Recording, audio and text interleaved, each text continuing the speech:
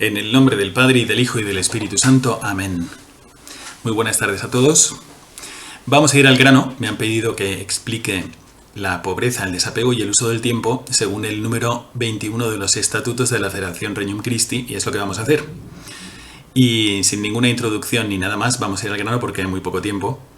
Pero quiero responder dos preguntas. La primera es, ¿para qué sirve la pobreza? ¿Por qué es una virtud que Dios aprecia? ¿Qué es lo que yo gano en mi vida espiritual?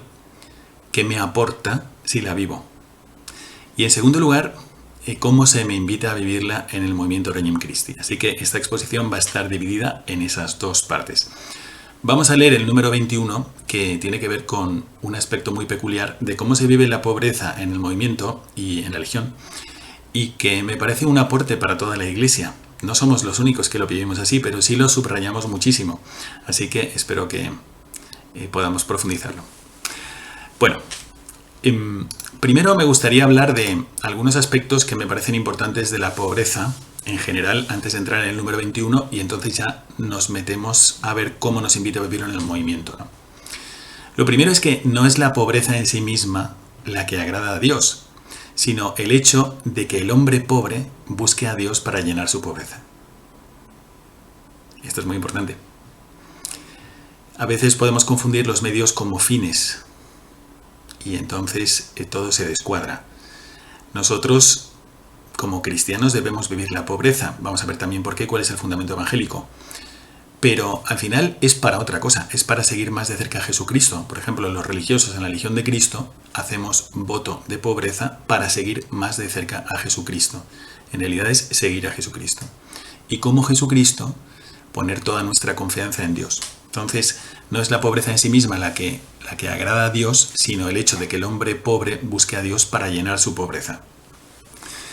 Bueno, la experiencia en la vida religiosa es que el hombre pobre vive desapegado de todo lo que no sea Jesucristo. Y esto es lo que buscamos también en el movimiento. Cuando se nos invita a vivir la pobreza, se nos invita a vivir para que podamos llenarnos de Jesucristo. Entonces no es algo negativo, al contrario, es para ser más ricos en Jesucristo, desprendernos de las cosas materiales y no solo materiales, como vamos a ver.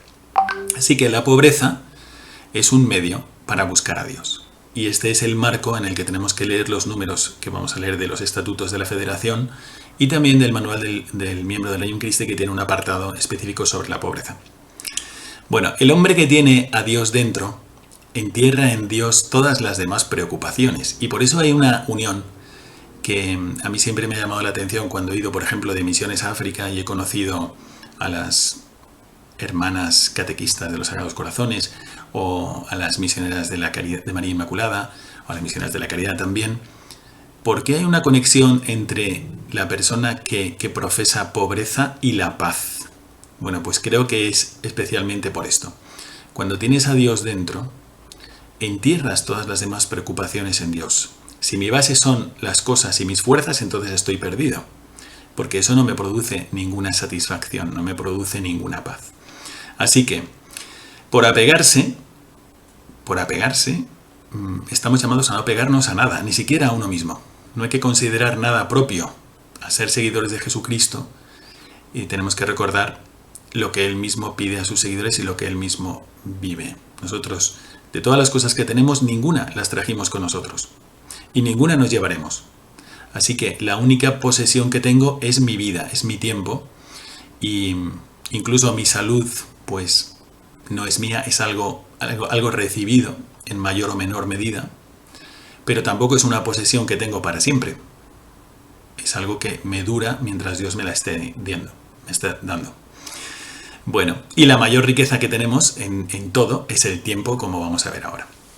Bueno, el fundamento evangélico de la pobreza lo tenemos en muchos momentos del Nuevo Testamento, pero voy a señalar algunos. Los hijos de Zebedeo, cuando conocen a Jesucristo y Él les llama, dejándolo todo, le siguieron. O, por ejemplo, cuando se encuentra con el joven rico, le dice, pues solo una cosa te falta para ser perfecto. La pobreza entra dentro de los consejos evangélicos.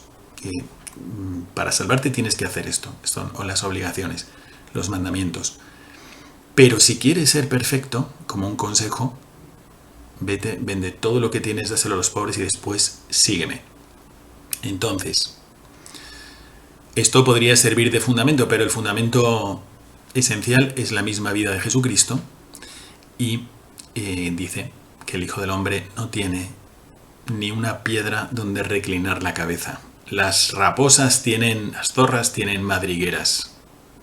Hasta ellas, el Hijo del Hombre no tiene nada. Y luego, sin embargo, Jesucristo no significa que no tocaba el dinero. Al contrario, sabemos que había un grupo de mujeres que le seguían y le servían con sus bienes, y entre ellos estaba la mujer de Susa, que era el ministro de Economía de Herodes. Entonces, esto es interesante. Y quiero hacer un pequeño paréntesis. Jesucristo usaba con una gran libertad de espíritu los bienes materiales. Y hay un dato en el Nuevo Testamento que nos corrobora esto, que es en la Última Cena. En la Última Cena, cuando Él dice, uno de vosotros me va a entregar, todos empiezan a pensar, ¿quién será? ¿Quién será? ¿Seré yo? ¿Seré yo? Le empiezan a preguntar. Y Jesucristo le dice a Judas, lo que has de hacer, hazlo pronto. Esto se lo dice en público. Y Judas se levanta, se va. ¿Y qué es lo que piensan todos? Lo dice el Evangelio. Piensan dos cosas.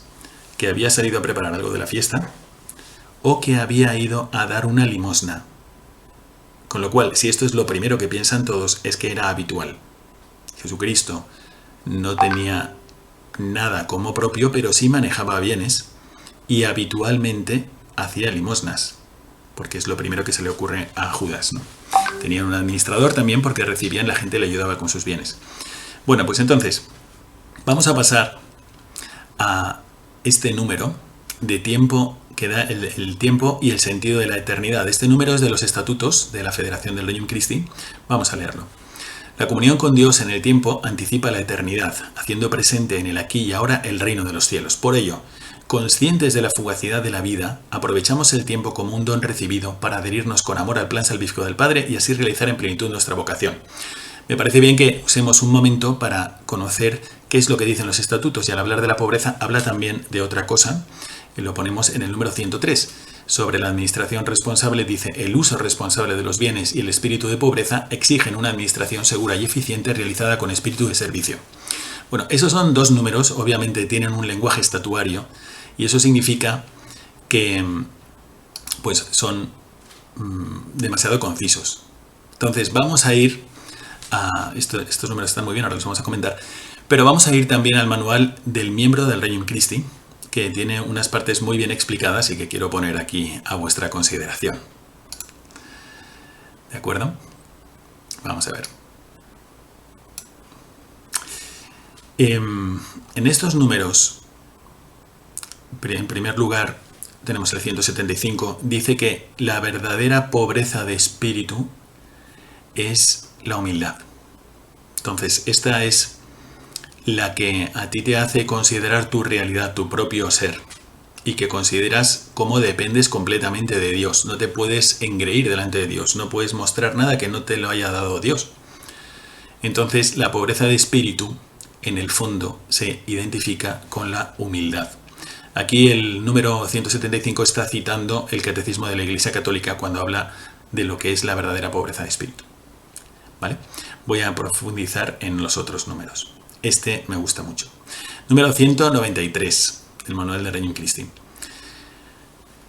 La pobreza evangélica se inspira en el ejemplo de la enseñanza de Jesucristo. Bienaventurados los pobres de espíritu, porque de ellos es el reino de los cielos. Al contemplar la vida de Cristo, es patente su libertad de espíritu.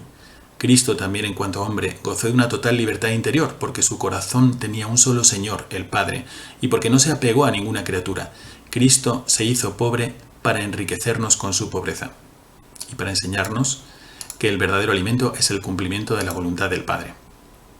Entonces, ¿cuál es el problema de no tener un corazón pobre? El problema de no tener un corazón pobre, no habría ningún problema si no fuera porque tu tesoro ya no va a ser Dios.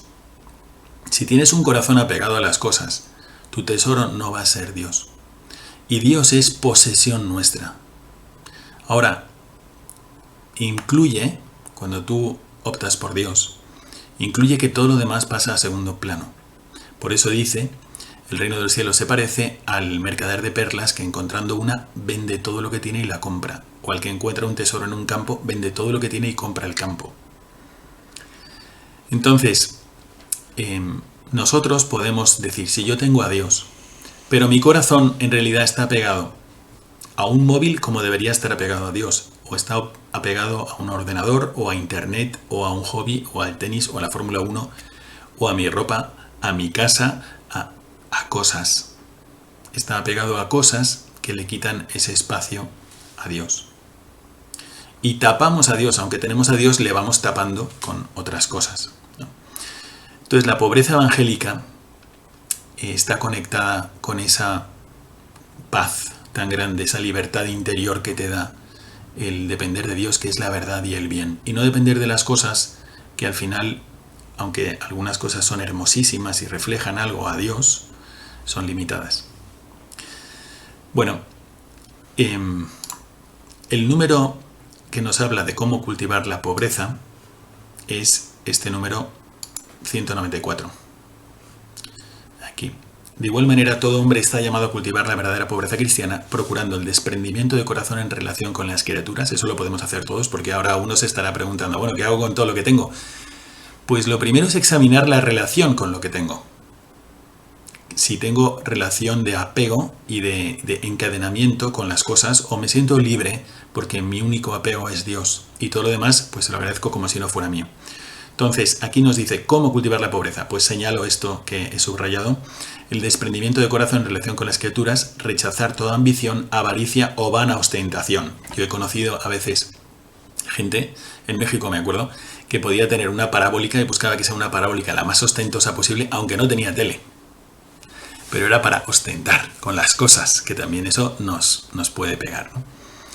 Y entonces, cada uno, dependiendo de su estado de vida, de lo que él tiene que hacer, del ambiente donde se mueve, tiene que ver de cara a Dios en su conciencia y a las inspiraciones del Espíritu Santo, qué grado de desprendimiento material le está pidiendo el Señor.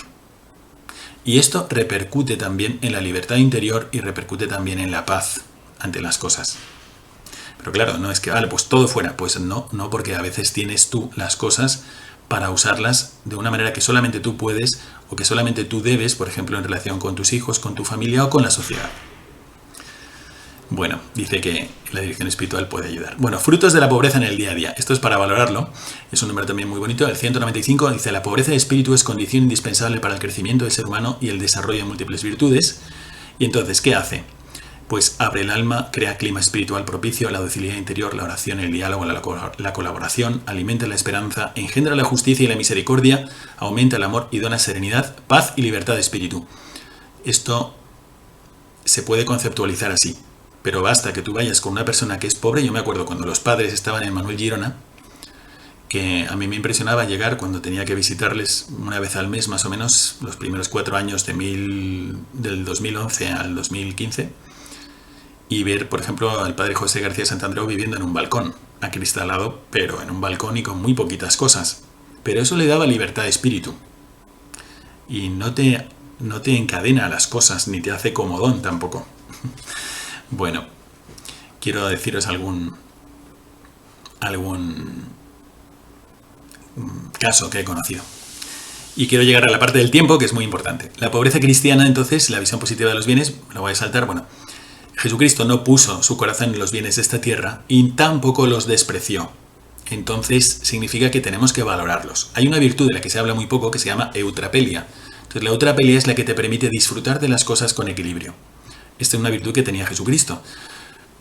Visteis a Juan que ni comía ni bebía y decíais que estaba endemoniado. Y veis al Hijo del Hombre que come y bebe, que disfruta de las cosas de cada día y tiene un demonio. Bueno, pues hay que disfrutar de las cosas y hay que verlos como dones de Dios. Usarlos con la misma libertad de espíritu con las que Jesucristo los usaba y también se desprendía de ellos. El demonio, hay un momento en las tentaciones del desierto que le dice: todo esto te daré si postrándote me adoras. Y no tiene ningún problema en renunciar a todos los reinos del mundo. Sin problema. ¿De acuerdo? Bueno, el uso de los bienes en el Agnum Christi dice que tenemos que usarlos con moderación, con responsabilidad y conciencia de las exigencias de la justicia y de la caridad cristianas.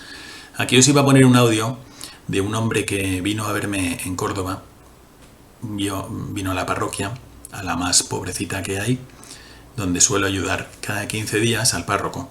Y me dijo que quería ayudar, que se había jubilado con 82 años, él quería trabajar hasta los 90 y había vendido su empresa por mucho dinero. Y quería ayudar en el barrio. Y bueno, todos sus hijos se pusieron en contra y al final no pudo ser.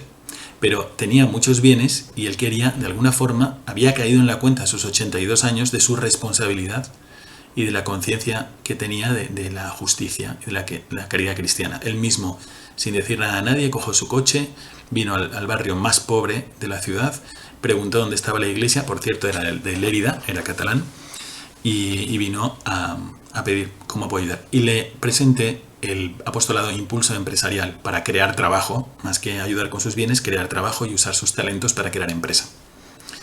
Bueno, todos en contra y no ha podido ser. Y me ha mandado un audio triste, pero muy impactante, porque dice: la sociedad, ¿qué hace por mí la sociedad? Me dice: quédate en tu casa, en la chimenea, leyendo y muérete. Y yo no quiero acabar mi vida así, yo quiero ayudar a los demás. Entonces también tenemos una responsabilidad social. Bueno, ¿qué pasa con la actitud y la virtud de la pobreza que nos dice nuestro manual del miembro del reino? Pues habla de que seamos generosos, que seamos desprendidos, aliviar las miserias y las privaciones de los demás, ofrecerles un sincero aprecio, además de la ayuda material. O sea, es que las personas nos tienen que importar. Y no puede estar en conflicto con esa importancia de ver en el otro a Jesucristo que yo estoy apegado a algo. Voy a compartir lo que tengo, en la medida en que me lo permiten mis responsabilidades. Y junto con la ayuda material, pues un aprecio sincero, respeto y comprensión, que es lo que mueve a la ayuda material. No es para quedar bien, no es para arreglar las cosas, para compartir un poco, distribuir mejor la riqueza. No, es porque realmente el otro me importa, el que me para en el semáforo, el que sube conmigo en el ascensor, el que cuida el coche, quien sea. Bueno, y aquí hay un dato muy interesante y por eso he puesto completamente este número, el 199. Lo voy a leer porque esto nos lo dice pues el movimiento. Dice: las obras de apostolado del movimiento, así como muchas parroquias, diócesis e instituciones cristianas, cuentan con mecanismos organizados para canalizar adecuadamente estas ayudas, por lo que es muy conveniente brindar el apoyo a través de estas instancias. Entonces nos anima, veamos qué ayudas, dónde puedes tú ayudar en la ciudad. Cáritas, en los momentos de crisis o en los momentos difíciles de economía, pues estamos llamados a ayudar y estamos animados a hacerlo. El número 200 nos habla del tiempo, el número 101 de la confianza en Dios con el pasajero y el número 102 el buen gusto, la sencillez y la sobriedad. Pero quiero pasar a este aspecto, que es el que se contiene en el número 21 de los estatutos, pero está muy bien desarrollado en estos 4 números del manual del Regnum Christi. Y es este. He resumido los primeros 3, pero quiero profundizar en el último. La vida es una, solo se vive una vez. Esto está en el ADN de todo miembro del Regnum Christi, porque es lo que nos mueve también, es un motor. Es decir, el talento que hemos recibido, en los años que hemos recibido, pues son esos. No hay más, cada día hay un día menos. Un día más para amarte y un día menos para verte. Tendríamos que decir cada mañana al levantarnos, ¿no? Número 165. Los motivos para no ser indolentes. Bueno, da motivos para usar bien el tiempo y no ser indolentes, perezosos ni desidiosos, no caer en la desidia. Y esto es un problema. O sea, estamos empujados a la inoperancia. El cardenal Fernando Sebastián, en su libro Evangelizar y en el libro también Claridad y Firmeza, habla de que una de las causas de la situación de la Iglesia en España actualmente es la inoperancia de los cristianos. Bien, el número 166 nos urge a trabajar de manera eficaz, entonces aprovechar bien el tiempo, pero el número 167 es mi motor. Este es mi motor, así que lo comparto con vosotros y me parece un regalo el tener una actitud así, porque hay pocos sacerdotes en el mundo, hay pocos apóstoles, hay pocos cristianos comprometidos en el mundo, aunque los hay, pero esto nos ayuda como a enfatizar nuestra colaboración con la gracia. El tiempo pasa y el destino eterno de las almas se juega en él. La fugaz historia de cada vida humana es para el verdadero apóstol el escenario de una lucha constante entre el bien y el mal, entre la verdad y la mentira, entre el amor y el egoísmo. No hay, por tanto, tiempo que perder cuando se trata de asegurar el destino eterno de toda persona en el bien, en la verdad y en el amor. Bueno, pues esto es lo que hemos aprendido. Yo recuerdo que cuando llegué al noviciado de la Legión y llegamos, el instructor de novicios, el maestro de novicios, llegó a explicar el voto de pobreza, nos dijo, mira, para los legionarios el tiempo es un bien y por lo tanto entra dentro del voto de pobreza. Si tú pierdes el tiempo, estás cometiendo un pecado formal contra la pobreza. Y es verdad. Al final dices, ¿qué tengo? Pues tengo mi vida, tengo el tiempo que Dios me da. Este es el mayor bien que he recibido junto con la fe. ¿Cómo lo estoy usando? ¿Cómo estoy invirtiendo el tiempo que Dios me da? Bueno, pues yo os invito a subrayar estos aspectos esenciales de la vida de la pobreza en el movimiento. En primer lugar, la imitación de Jesucristo, que no tenía nada, entonces estaba completamente libre, era soberanamente libre. No estaba apegado a nada, no había nada que le obstaculizara su misión. Entonces esto, de alguna forma, lo tenemos que vivir y si estamos implicados en el apostolado, más. La persona que es pobre está más libre para que dispongan de él. También esto nos lo explicaban en el noviciado con mucha fuerza y lo he visto en muchos padres. Yo recuerdo, por poner un caso, el padre Cristóforo Fernández. Yo me acuerdo que en una ocasión el padre Álvaro Corcuera, cuando era el director general de la Legión, me dijo, mire, hay una urgencia, díganle al padre Cristóforo Fernández si puede ir a vivir a Brasil, a ser superior de una comunidad. Él estaba cómodo en Roma con su comunidad, era superior de los padres profesores. Y yo me acuerdo que me acerqué, yo era un joven sacerdote recién ordenado, y bueno, lleva 5 años de ordenado, y le dije al padre Cristóforo, padre, mire, el padre quiere saber su opinión sobre esto, porque el padre escuchó como si yo le hubiese dicho que mañana vamos a comer patatas. Igual. Y me impresionó, porque me dijo, bueno, Brasil, bueno, podría decir que tengo algún problema de salud, etcétera, pero no es nada importante, así que no. A propósito, mire, se me ha acabado el jabón, ¿podría pedir un jabón en la procura? Le pedí a su superior el jabón que necesitaba, porque es pobre, pero como está desprendido de todo, decirle que iba a cambiar de Roma a Brasil a sus 67 años, no le costó nada. Y si le costó, no lo mostró. Entonces, la pobreza nos ayuda también a estar disponibles para la misión. Y además de todo esto, pues hay un aspecto esencial en el movimiento que es el uso del tiempo. Entonces también el tiempo entra dentro de nuestra virtud de la pobreza y vamos a rendirle cuentas a Dios también de esto, como un gran bien que hemos recibido. Bueno, espero que os haya ayudado y que tengáis un momento para reflexionar o un coloquio entre vosotros. Así que muchas gracias por esta invitación y os pido una oración para que todos vivamos con un corazón pobre, queriendo imitar a Jesucristo y usando nuestro tiempo al máximo para la misión. ¡Que Dios os bendiga!